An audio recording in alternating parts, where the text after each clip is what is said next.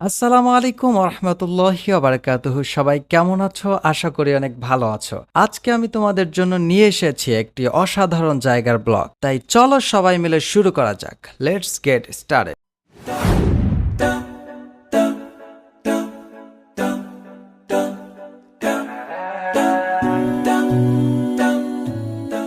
আজকে আমি এসেছি ঢাকার স্বপ্নের মেট্রো রেলে চড়তে।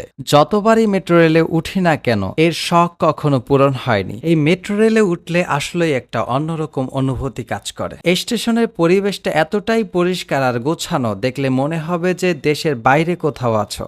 তো ভিতরে ঢুকতেই আমরা দেখি বড় সিরিয়াল লেগে আছে টিকিট কাউন্টারে, এবং যেখান থেকে অটো মেশিনে টিকিট কাটা হয় সেখানেও সিরিয়াল, এবং যেখান থেকে অ্যানালগ ভাবে টিকিট কাটা হয় সেখানেও সিরিয়াল। তো আমরা সিরিয়ালে দাঁড়িয়ে আমরা টিকিট কাটলাম। আমরা 4 জন বন্ধু মিলে ঘুরতে গিয়েছিলাম। উদ্দেশ্য ছিল মেট্রো রেল হয়ে জিয়া উদ্যান যাব। তো 1 মিনিট 2 মিনিট দাঁড়াতেই মেট্রো রেল চলে আসলো। সচরাচর মেট্রো রেলে দেখা যায় যাত্রী অনেক বেশি থাকে, আর আজকে ভাগ্যবশত আমরা এমন টাইমে গিয়েছি যে টাইমে বসার মতো সিট পেয়েছিলাম। মেট্রো রেলটা চলা শুরু করলো, আর আমি জানালার পাশে দাঁড়িয়ে দেখতে লাগলাম নতুন এক ঢাকাকে, উন্নত, গতিশীল আর আধুনিক। দেখতে দেখতে হঠাৎ দেখি বাইতুল মোকাররমের সামনে থেকে মেট্রোটা যাচ্ছে। মেট্রোতে যাত্রী কম থাকার কারণ হচ্ছে গিয়ে আমরা মতিঝিল থেকে প্রথম স্টেশন থেকে আমরা মেট্রোতে উঠেছি। দিনটা ছিল আসলেই এক আনন্দময় মুহূর্ত। 4 জন বন্ধু মিলে সারা বিকেলটা অনেক আনন্দ করলাম।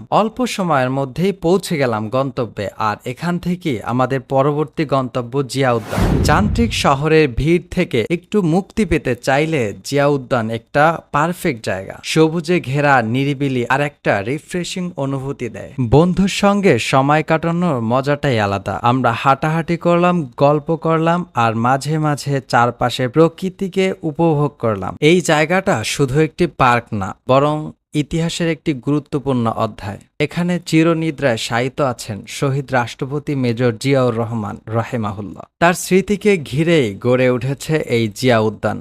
শান্ত পরিবেশ, ইতিহাসকে ছুঁয়ে যাওয়ার এক অনন্য স্থান। তো ঘোরাঘুরির পরে আসরের নামাজের টাইম হয়ে যাওয়ায় আমরা জিয়া উদ্যানে যে পার্শ্ববর্তী যে মসজিদটা ছিল সেই মসজিদে আমরা নামাজ আদায় করে তারপরে রওনা করলাম গণভবন দেখার উদ্দেশ্যে। 5ই আগস্ট ছাত্র জনতার গণ অভ্যুত্থানের পরে গণভবনের দেয়ালের যে অবস্থা তোমরা দেখতে পাচ্ছ, এর ভিতরটা দেখা মাত্রই আমার একটা ছবির কথা মনে পড়ে গেল। শেখ হাসিনা এখানে বসে একটা বড়শি দিয়ে মাছ ধরতেছিল, আমি এক ছবির চিত্রতে দেখেছিলাম, সেটার কথা মনে পড়ে গেল। ছবিটা স্ক্রিনে দিলাম, দেখেন কত সুন্দর লাগতেছে। যদি অন্যায়, দুর্নীতি এসব না করতো, কত শান্তিতেই না থাকতো।